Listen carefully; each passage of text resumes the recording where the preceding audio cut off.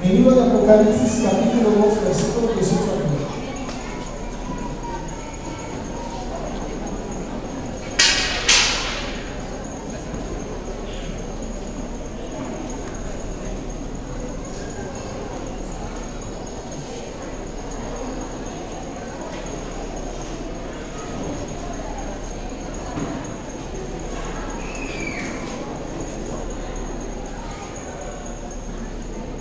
Apocalipsis capítulo 2, versículo 18. Amén.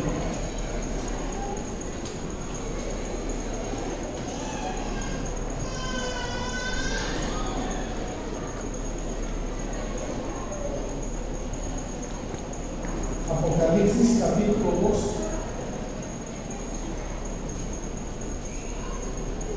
versículo 18 hasta 20.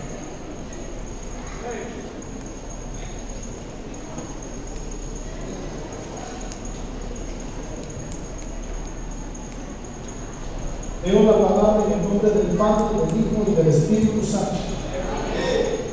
Y escribe al ángel de la iglesia en Tiatira, el Hijo de Dios, el que tiene ojos como llama de fuego y pies semejantes al bronce fundido, dice esto: yo conozco tus obras, tu amor, tu fe y servicio, y tu paciencia, y que tus obras postreras son más que las primeras. Pero tengo unas pocas cosas contra ti, que toleras que esa mujer de Jezabel, que se dice profetiza, enseña y seduzca a mis siervos a fornicar y a comer cosas sacrificadas a los ídolos. Padre, en el nombre de Jesús, una vez más delante de tu presencia estamos orando. Pedimos, poderoso Dios, que a través de tu palabra a nuestros corazones tú puedas hablar.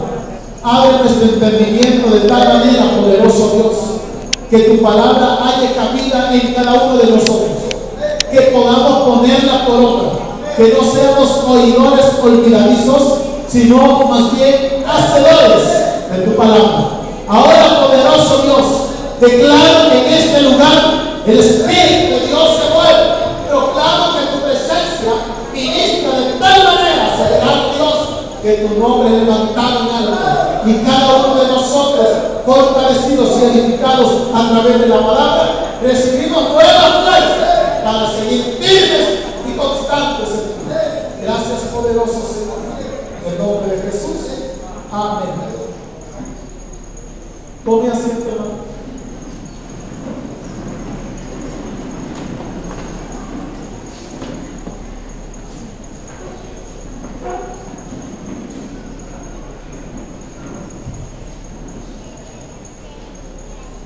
El reclamo que Dios hace a través del mensaje que manda a la iglesia de Tiatira, y se lo dirige específicamente a la iglesia, el pastor, el pastor, el responsable. Hay un reclamo. El reclamo es que hay una tolerancia a la doctrina de Jezabel. Más allá del nombre, el Señor señala la doctrina, señala la práctica de una fe dependiendo de algo. Y esta doctrina se desprende precisamente del nombre de la impía reina esposa del rey Acab, que encontramos en el Antiguo Testamento.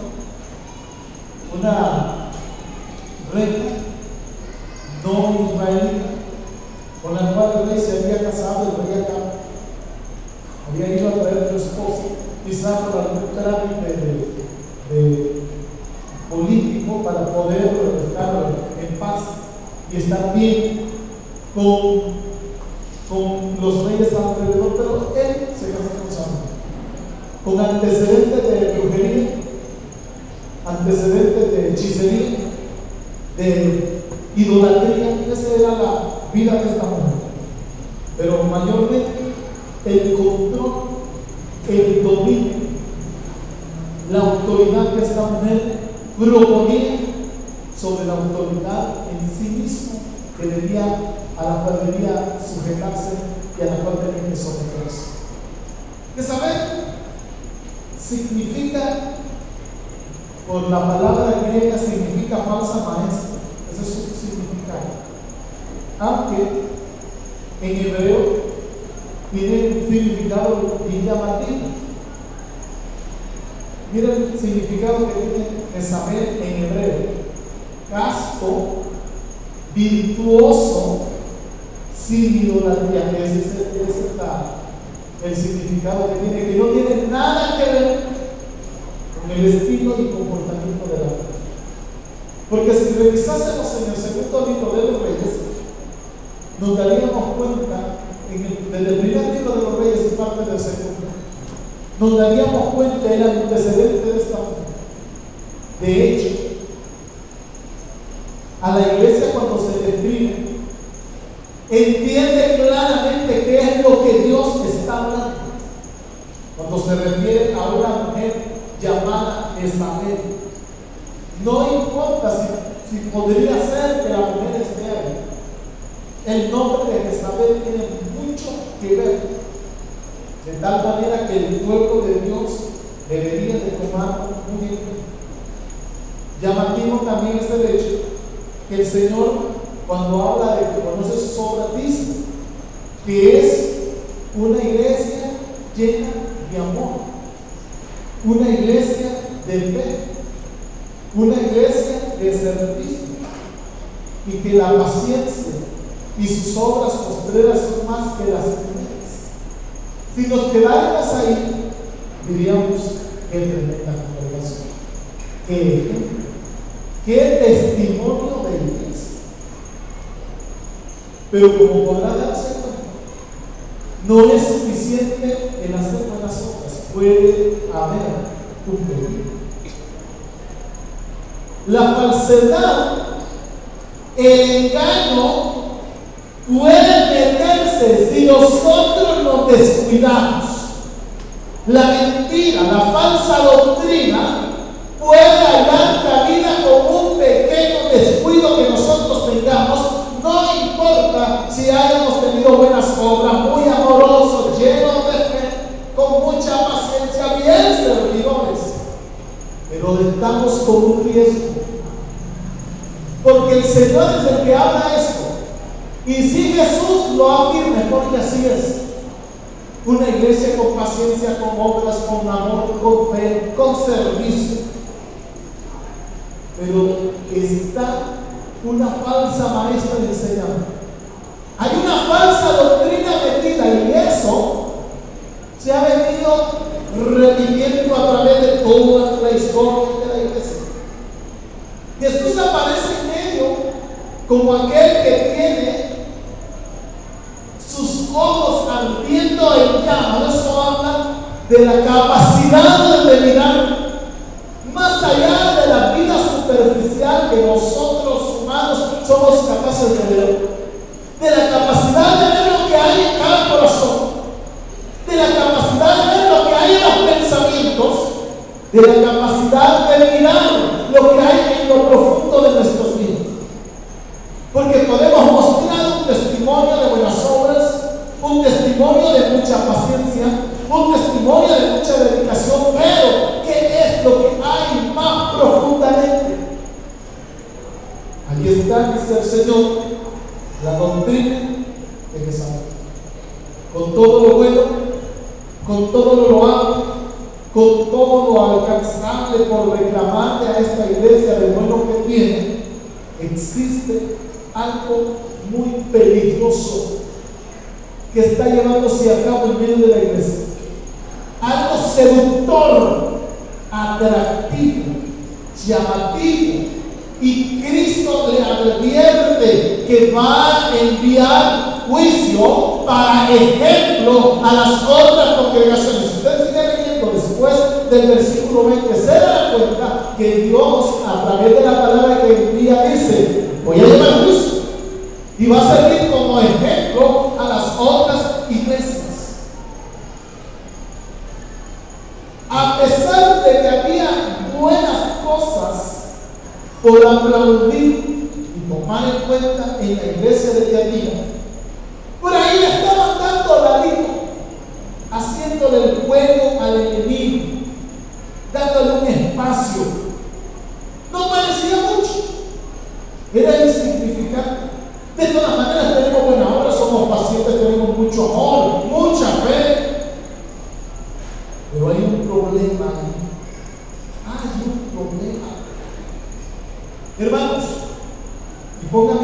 lo que le voy a decir.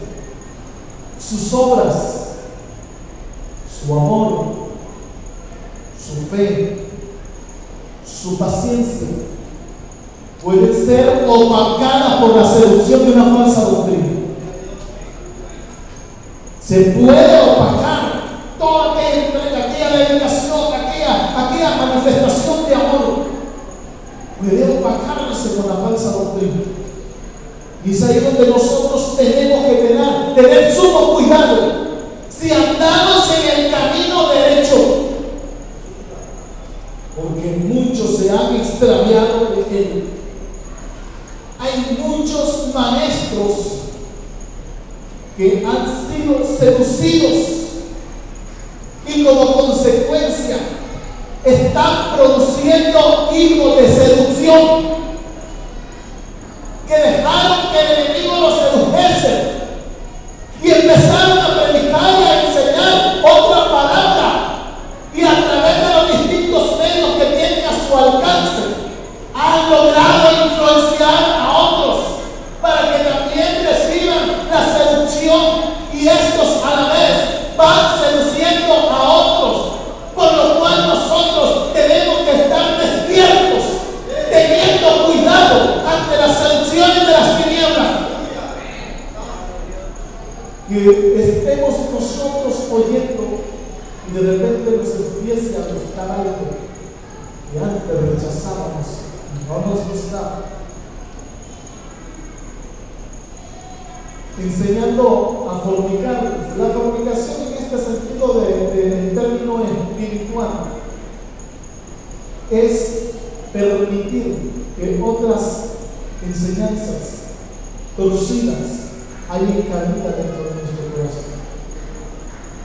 Por eso la recomendación que el apóstol Pablo le hacía a Timoteo era la siguiente: ten cuidado de ti mismo y de la doctrina. Persiste en él, pues haciendo esto te salvarás a ti mismo y a los que te oyeren. Porque un falso maestro parado ante un grupo de personas hambrientas de oír palabra puede encontrar un terreno profundamente fértil y lograr una gran obra al provocar que reciban una falsedad en su corazón. Una doctrina falsa nos puede condenar más prontamente que la lujuria o que el pecado de la carne. Hay tantos que están en doctrina falsa y se guardan de la lujuria y se guardan de los deseos de este mundo y no van a fiestas y no participan en cosas de la carne, pero están en doctrina falsa. Se visten modestamente, se ve una manifestación aparente de piedad, pero están en falsa doctrina, y ese es el precio. Dios quiere que nosotros estemos cuidando todo, nuestro cuerpo, nuestra alma y nuestro espíritu. Dios quiere que nosotros estemos vigilantes a saber, como la proclama que hace el apóstol Pablo a los tesalonicenses, guardados de una manera irreprensible. La marca de un cristiano que es seducido por la falsedad y por el engaño es que todo el tiempo es llevado de una parte a otra, buscando nuevas cosas, nuevas revelaciones, nuevas enseñanzas. Cada día quiere encontrar algo nuevo, y eso es una marca ineludible que nos da a conocer a una persona que todos los días quiere saber algo nuevo. Pero ¿qué está? Pero ¿qué está mejor? ¿Qué se ve mejor? Y nunca tiene paralelo y nunca tiene solidez. ¿Por qué? Porque se dejó seducir por la falsedad del engaño en su vida. Pero la marca del creyente maduro es aquel que no se deja llevar por ningún viento de doctrina, que es firme, que es sólido, que es estable, que creyó ahora, cree mañana, la otra semana lo mismo, no anda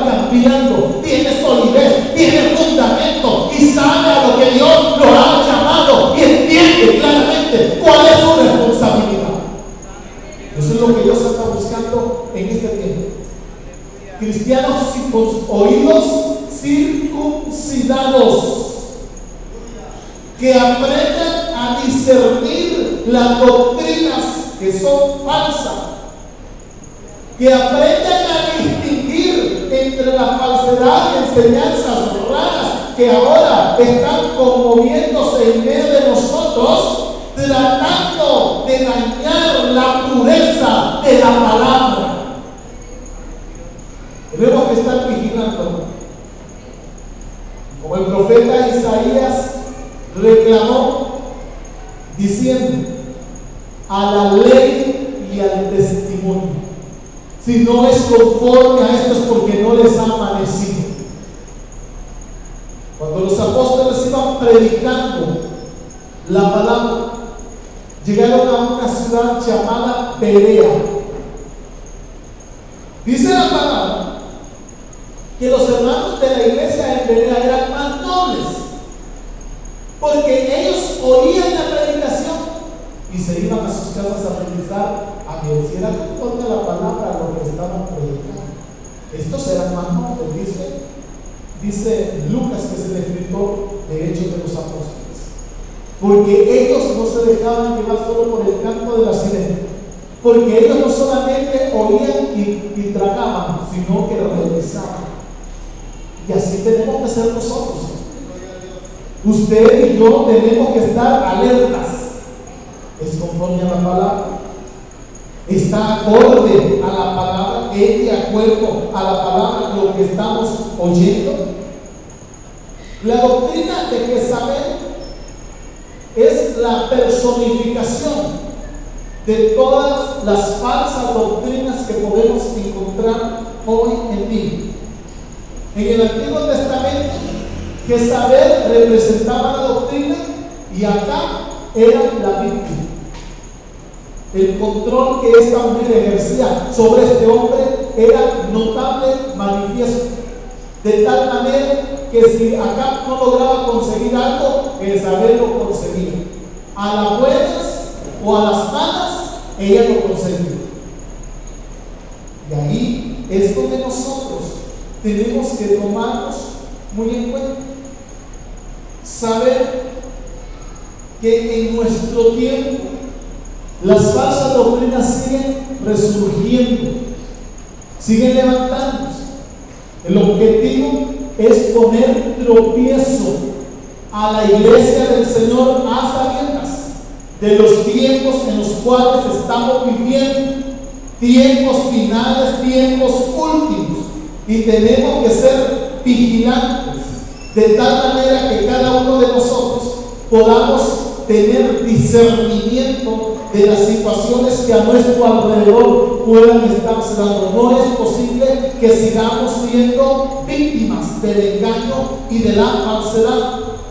Tenemos que estar siempre constantes, entendiendo el propósito de Dios para nuestras vidas.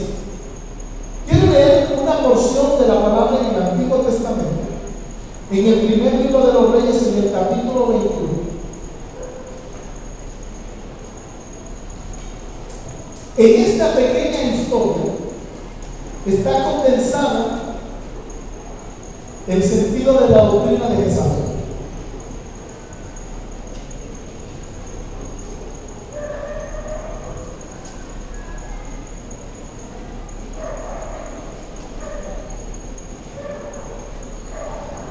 Capítulo 21, versículos 1 al 7.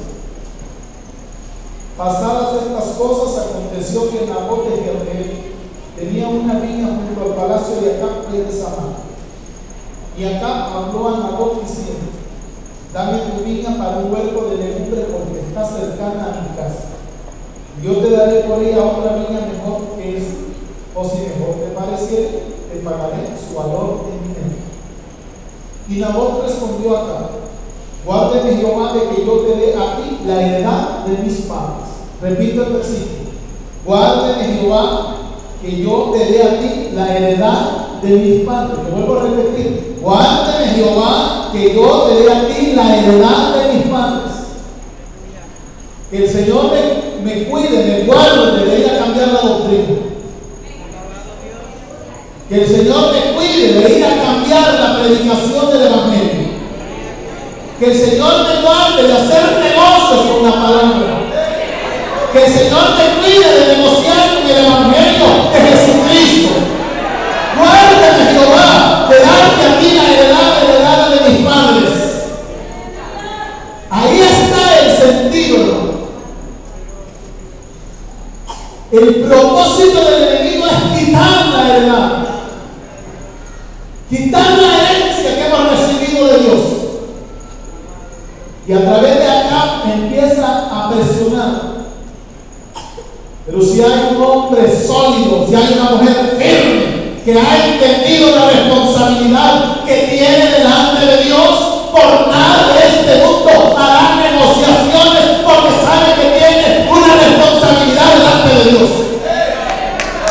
Sabe que tendrá que dar cuenta delante de Dios. Sabe que compadecerá y dirá la responsabilidad que tenía ante Dios. Vino acá a su casa triste y enojado por la palabra de Nabot de Jezreel. Este le había respondido diciendo: no te daré la heredad de tus padres. Y se acostó en su cama y volvió su rostro y no comió, como un niño molesto, caprichoso, que no se le da lo que pidió. Vino a él su mujer Jezabel y le dijo: ¿por qué está tan decaído tu espíritu y no comes? Él respondió: porque hablé con Nabot de Jezreel y le dije que me diera su niña por dinero, o que si más quería le daría otra niña por ella. Y él respondió: yo no te daré mi niña. Y su mujer Jezabel le dijo: ¿eres tú ahora rey sobre Israel? Levántate, porque yo te daré la niña de Nabot de Jezreel. Pero esta noche yo vengo a preguntarle a usted: ¿le va a dar su niña? ¿Le va a dar su niña a usted? Nabot dijo: yo no te daré mi niña. Y ese es el pensamiento que usted tiene que guardar en esta noche. Yo no te voy a dar la niña que Jehová te ha dado a mí. Porque mi vida vale precio de sangre. No se conoce, no se brutalice. Hermano, que viene con vestido y una calenchona en la casa. Que aquí no viene con marido, pero están metidos en sus casas con amigos. ¡Vamos a tomar viva!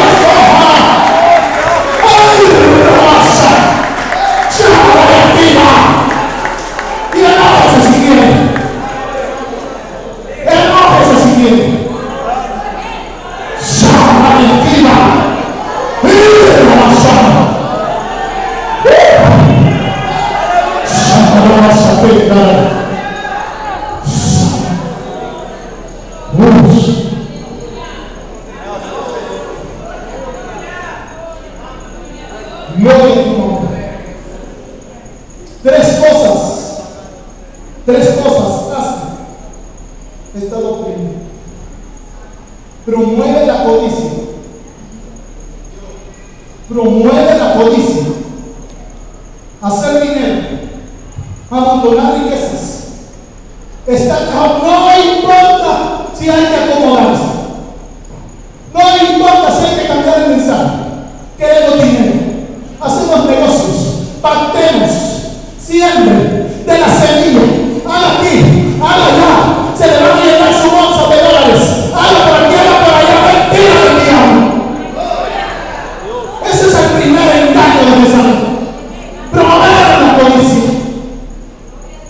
Y claro, la situación en la que estamos viviendo no es fácil.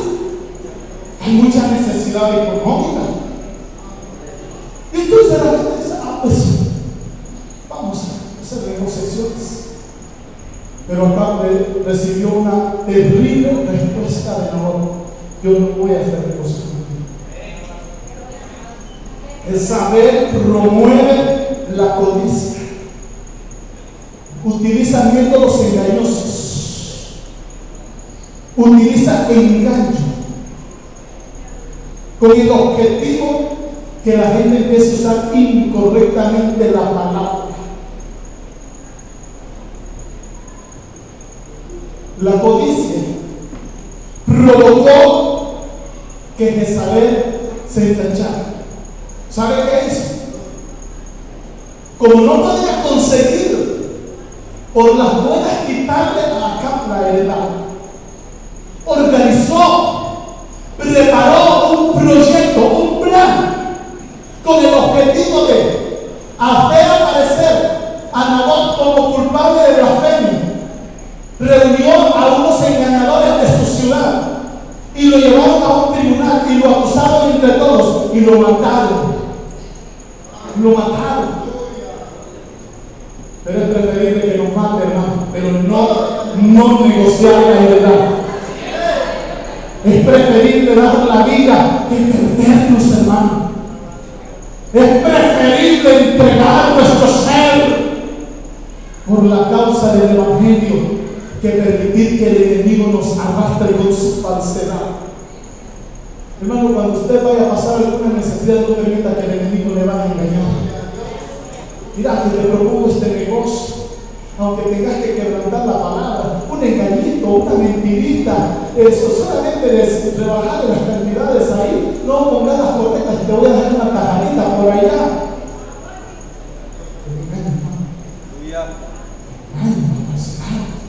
No permita que el enemigo lo vaya a engañar. No permita que el enemigo te vaya a arrastrar.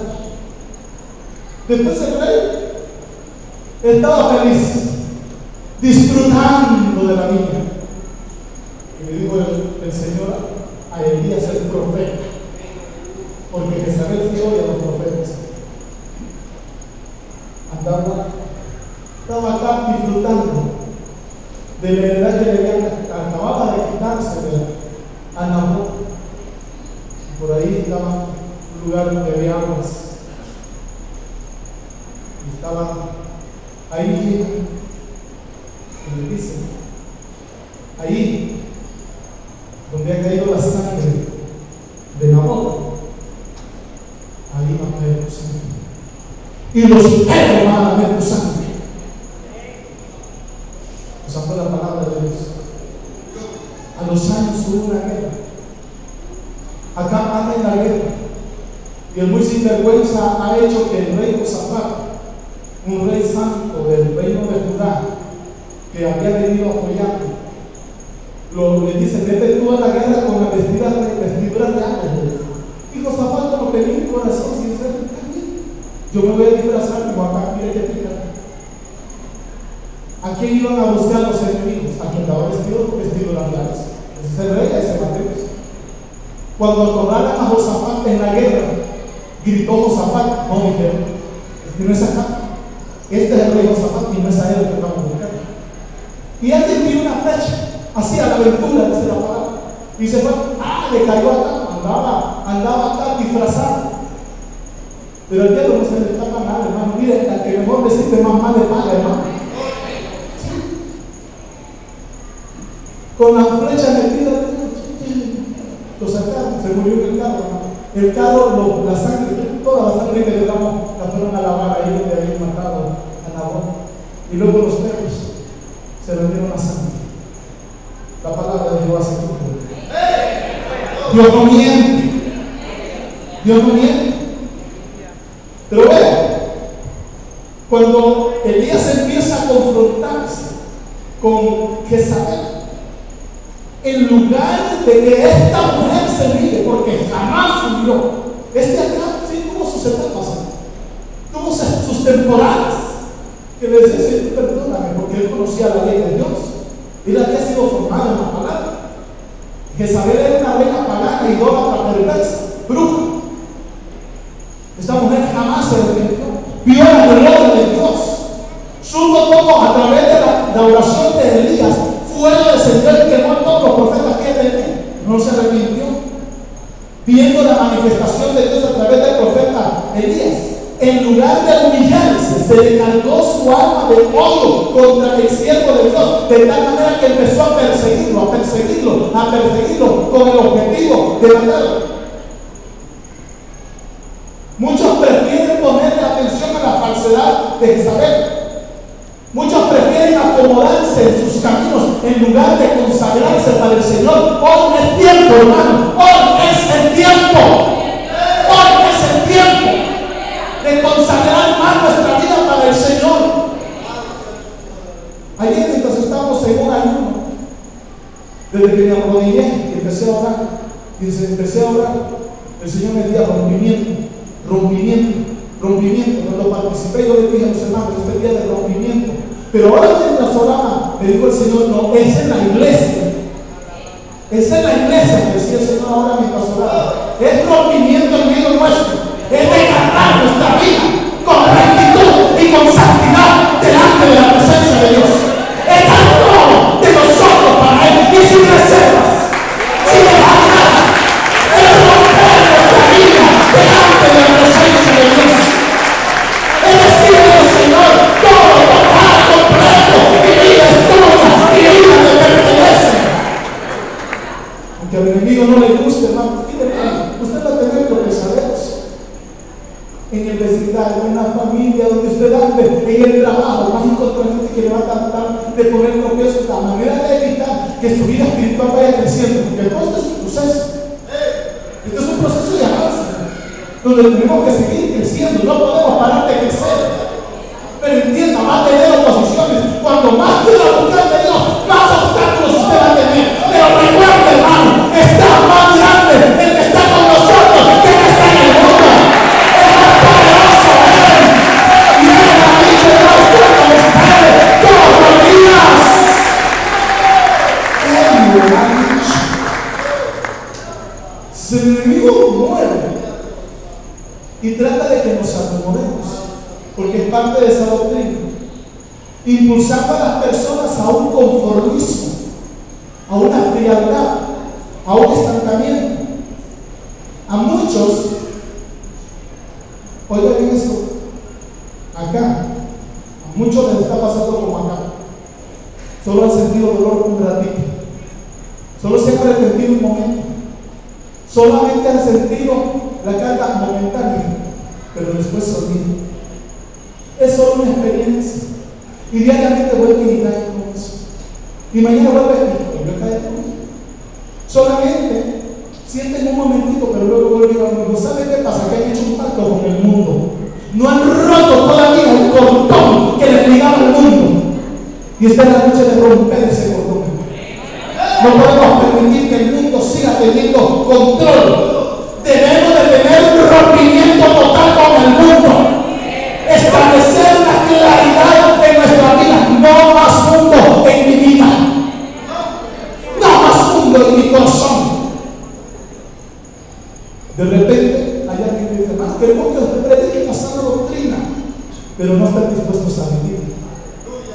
No es suficiente tener el buen deseo, lo suficiente es vivir.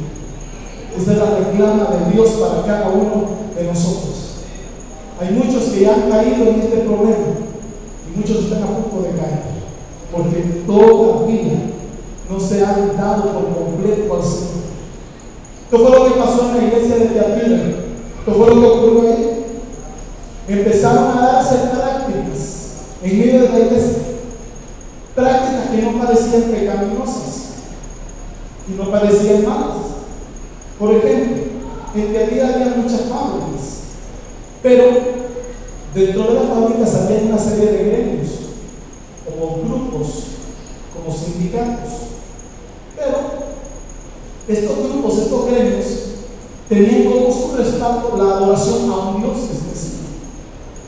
Para poder tener el respaldo laboral de parte de un gremio dentro de una fábrica en Teatira, Era necesario, si quería que alguien peleara por sus derechos, se uniera al gremio. Pero había un pero. Tenía que adorar a Dios que ellos tenían como Dios también. Y ahí estaba el problema. ¿Qué ocurría? Algunos falsos maestros decían: no, no sea el gremio. Adore a Dios y después le pide perdón al Señor. Y dígale al Señor que es que lo tiene que hacer. Y así hay muchos que no, es que lo tengo que hacer, hermano. Dios sabe que es que te toca hacerlo. Dios sabe que el corazón está dividido, hermano. Eso es lo que Dios sabe. Que el corazón está dividido. Dios desea que nosotros podamos tomar en cuenta que no podemos poner como pretextos estar camuflajeando algunas cosas del mundo con el disque que vamos a ganar almas para que vengan. Hagamos un concierto con peludos y con aritos para que vengan los jóvenes.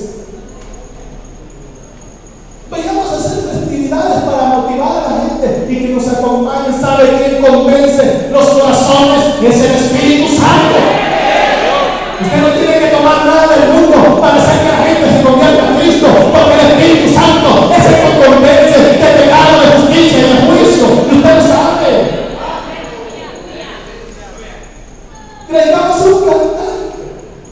Mire que va a venir Shakira, traigamos a Shakira a cantar aquí para que se mantenga en el templo. Y después de que Shakira termine de cantar, yo le voy a predicar: ¡afuera con el diablo, hermano! ¡Fuera con el diablo! Y hoy en día, hermano, evangelistas de corte mundial, con reconocimiento mundial, están haciendo eso. Invitan al cantante después que le canta el mundano, se paran ellos a predicar. ¿Qué concordancia tiene la luz con las tinieblas? ¿Qué concordancia tiene el diablo con Cristo? Ninguno, hermano. Mire qué reto que tenemos, Señor. Aunque estamos en un tiempo de cosecha, también estamos en un tiempo de dificultad. Porque la palabra escasea. La sana doctrina está escasa. Porque hay muchos que se están amontonando para que los maestros les prediquen la palabra según lo que ellos quieren, de acuerdo a lo que ellos quieren. Y ese es el llamado de Dios para nosotros en esta noche. Veamos la advertencia que Dios hace. Primera de Timoteo. Primera de Timoteo, capítulo 4.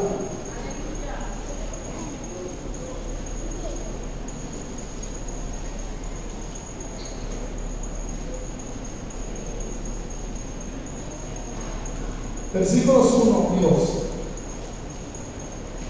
Pero el Espíritu dice claramente, esta es una advertencia, pero el Espíritu dice claramente, primera de Timoteo 4:1, que en los postreros tiempos, ¿cuáles son esos tiempos, hermanos? Son estos. Estos son los tiempos postreros. Algunos apostatarán de la fe, escuchando a espíritus engañadores y a doctrinas de demonios, por la hipocresía de mentirosos que, teniendo la conciencia cauterizada. Cuando algo está cauterizado, ya no siente. Está insensible. Y ese es un gran problema para muchos hoy día. Su corazón está insensible. ¿Qué es lo que menciona el apóstol Pablo? El abandono general de la sana doctrina. El apóstol Pablo está previendo que va a venir un tiempo cuando la gente manifestará un claro rechazo, con repugnancia evidente hacia la enseñanza de la verdad, que rechazarán, que no quieren oír, no quieren oír la verdad, la sana doctrina. Siempre ha tenido que ver con la cruz, con la devoción, con la santidad y con la separación de las cosas del mundo. Siempre a través de la historia de la iglesia, la sana doctrina siempre ha dicho: tienes que morir. La cruz, tienes que morir. Siempre ese ha sido el mensaje. Siempre se ha dicho: es necesario negarnos a nosotros mismos, es necesario que Él crezca y que yo mismo. Siempre ha dicho lo mismo. Jehová. Siempre ha dicho separado del mundo, siempre ha dicho lo mismo. No ha habido otro mensaje de santidad. Este es el mismo mensaje que se viene predicando hace ya 2000 años. El llamado de atención a cada uno de nosotros para vivir una vida nueva. Pero la Escritura nos advierte, algunos se van a apartar, van a apostatar, un apartarse voluntario de lo que es la sana doctrina. ¿Qué van a tener? Dice, comezón de oír, pero comezón de oír que se les predique doctrinas placenteras, que se les profetice cosas cómodas. Yo veo una casa de 3 plantas que Jehová me está dando. Veo una cuenta de $2 millones. Miro un carro 4x4 y otro carro, veo esto y lo otro. Miro detrás de ti.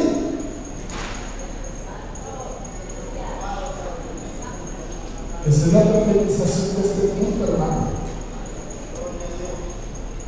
Los maestros se van a amontonar para satisfacer las concupiscencias de los oyentes.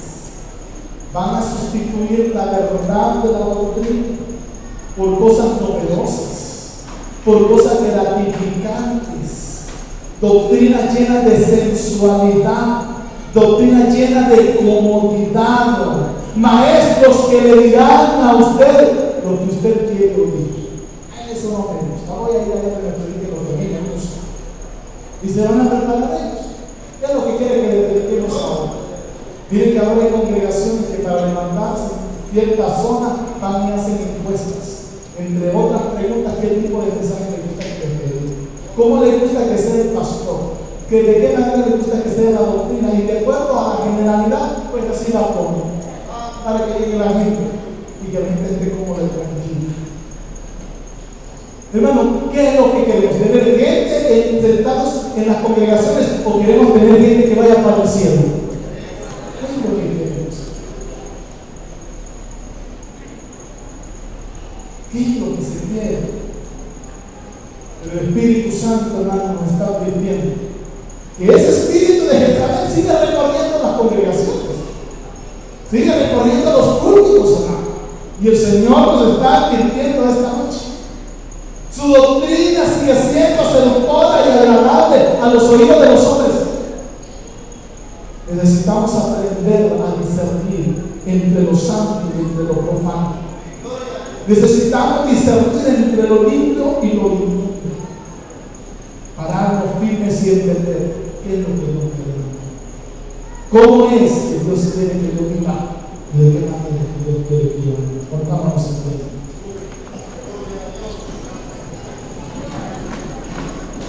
Gracias. Yo quiero que usted y yo hagamos un compromiso. Todos. Ahí donde ustedes están. Un compromiso de celo por la sana doctrina. Voy a empezar haciendo con mi vida. Dios el Señor en mi familia, para que aún fortalezcamos la vida de la iglesia. Aquí estamos delante de tu presencia.